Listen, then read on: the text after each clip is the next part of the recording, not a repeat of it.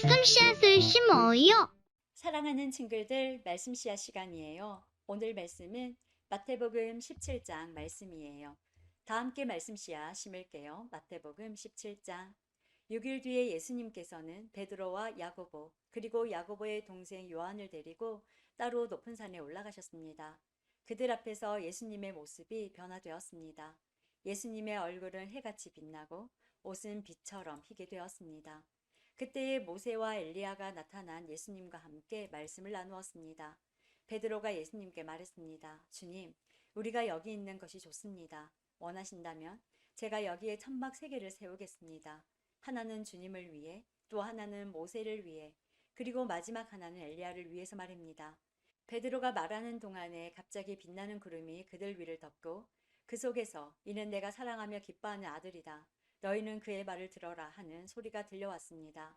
제자들이 그 소리를 듣고 얼굴을 땅에 대고 엎드리며 무서워하였습니다.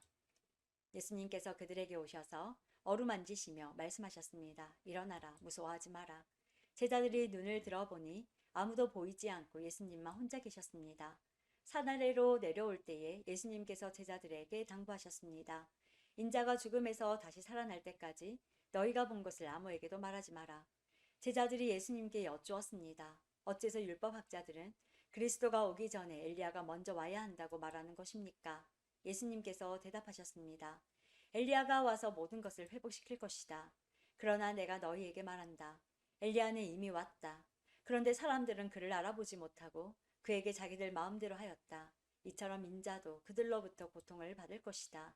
그때서야 제자들이 예수님께서 세례자 요한을 두고 말씀하셨다는 것을 깨달았습니다.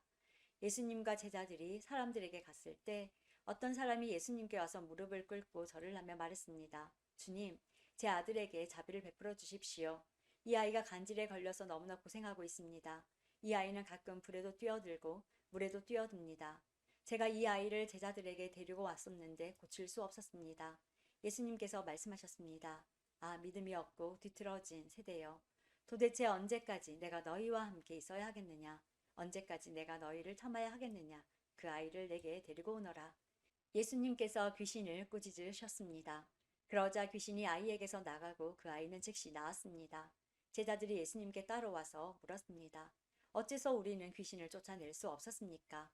예수님께서 대답해 주셨습니다. 너희 믿음이 적어서이다.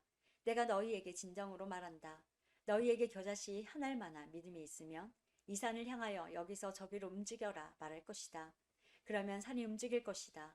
너희가 못할 일이 아무것도 없을 것이다. 제자들이 갈릴리에 모여 있었을 때 예수님께서 그들에게 말씀하셨습니다. 인자가 사람들의 손에 넘겨질 것이고 사람들은 그를 죽일 것이다. 그러나 3일째 되는 날에 다시 살아날 것이다. 그러자 제자들은 몹시 슬퍼하였습니다. 예수님과 제자들이 가버나움에 이르렀을 때 성전세를 걷는 사람들이 베드로에게 와서 물었습니다. 당신네 선생님은 성전세를 내지 않습니까? 베드로가 대답했습니다. 내십니다. 베드로가 집에 들어가자 예수님께서 먼저 말씀을 꺼내셨습니다. 어떻게 생각하느냐, 시몬아. 이 세상의 왕들은 관세와 세금을 누구에게서 받느냐? 왕의 자녀들한테 서냐? 아니면 다른 사람들한테 서냐? 베드로가 대답했습니다. 다른 사람들에게서입니다. 예수님께서 베드로에게 말씀하셨습니다. 그러므로 왕의 자녀들은 세금을 낼 필요가 없다. 그러나 성전세에 걷는 사람들을 자극해서는 안 되겠다. 그러니 호수에 가서 낚시를 던져라. 그리고 첫 번째 낚은 물고기의 입을 벌려보아라. 은돈 1개가 있을 것이다. 그것을 가져다가 성전세 걷는 사람에게 나와 내 몫으로 주어라. 오늘도 말씀 씨앗 모두 잘 심었어요. 우리 내일 또 만나요.